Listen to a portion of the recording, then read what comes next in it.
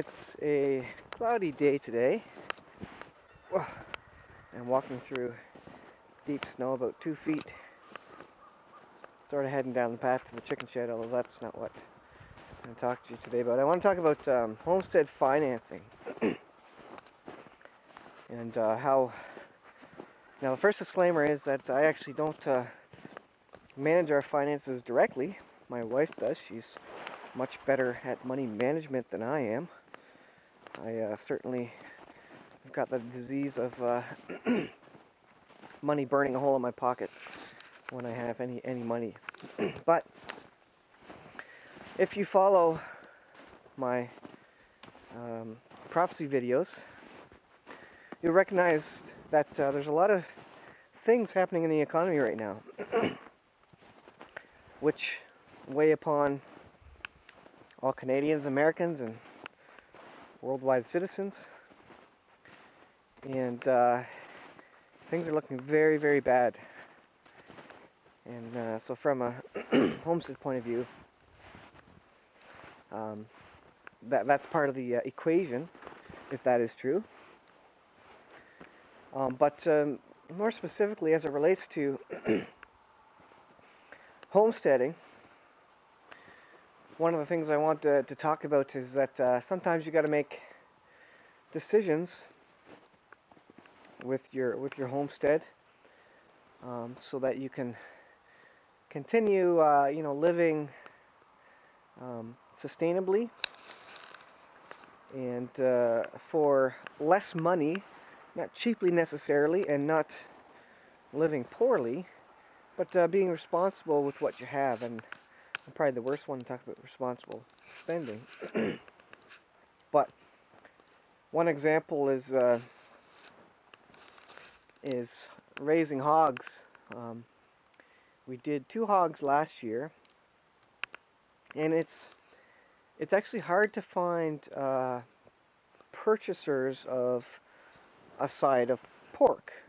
Everybody, unless you got lots of money, everybody's in the same boat.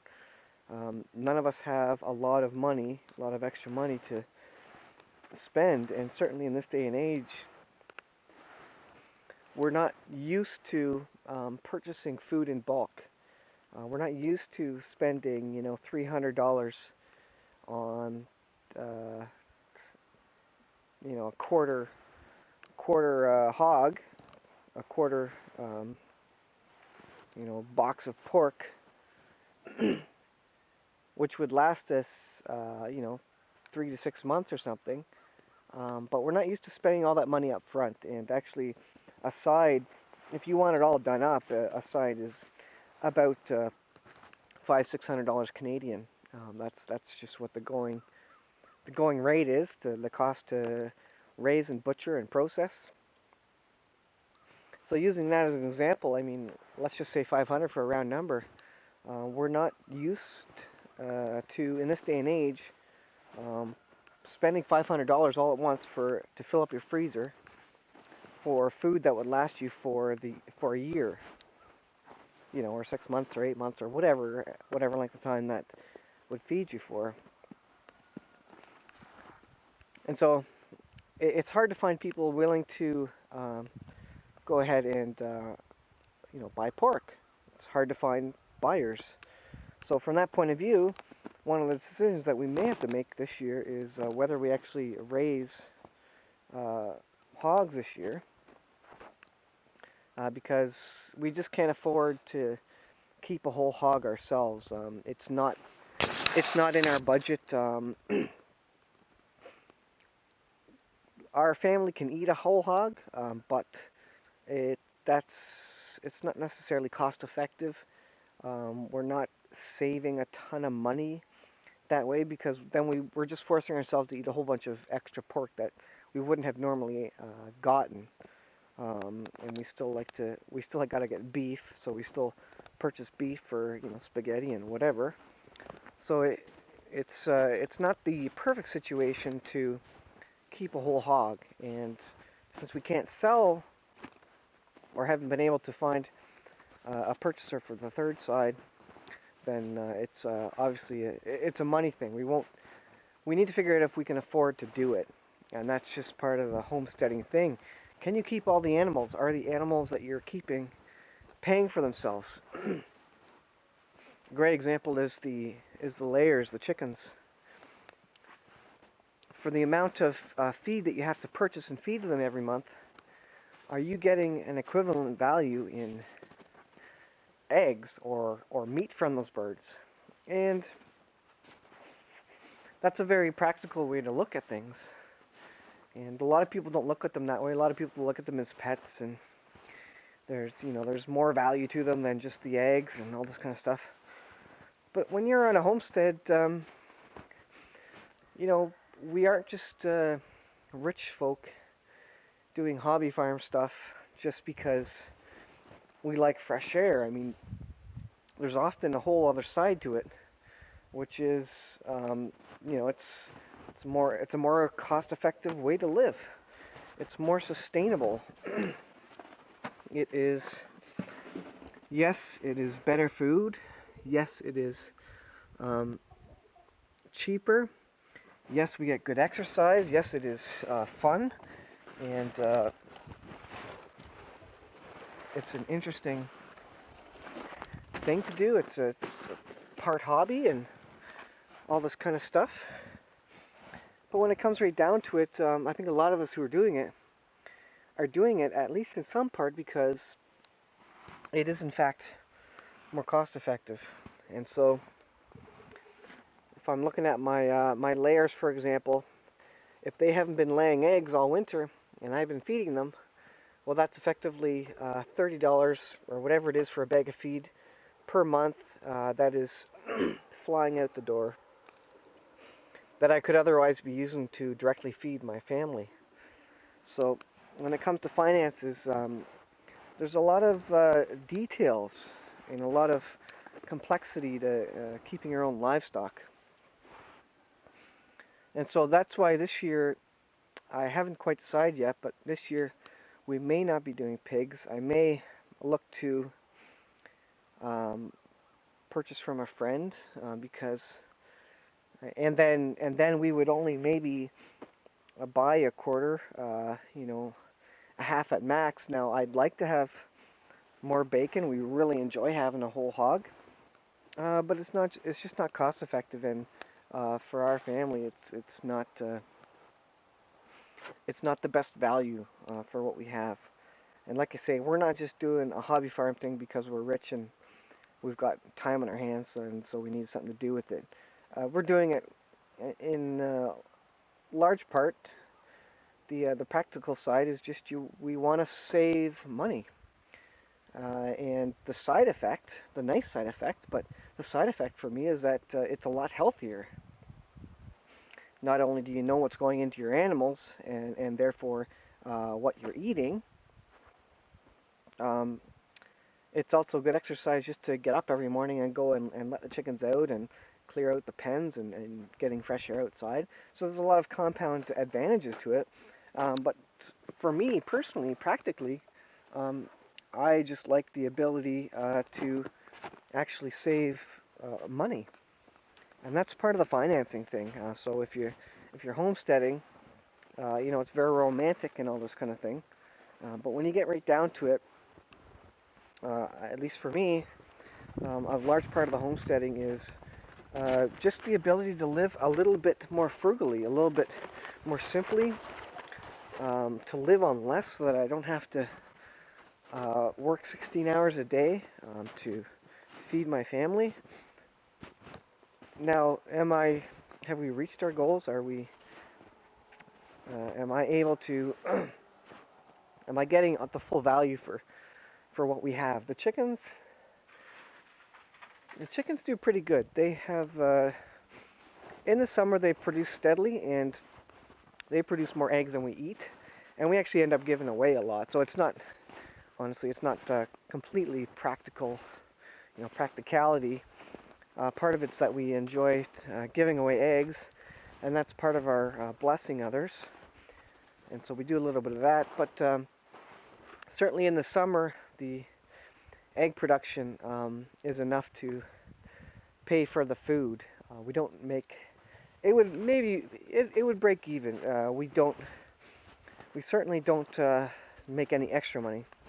Now, where extra money is made is selling purebred Chanticleers, as an example, and there's some money to be made there, but that's not really the point of the chickens themselves.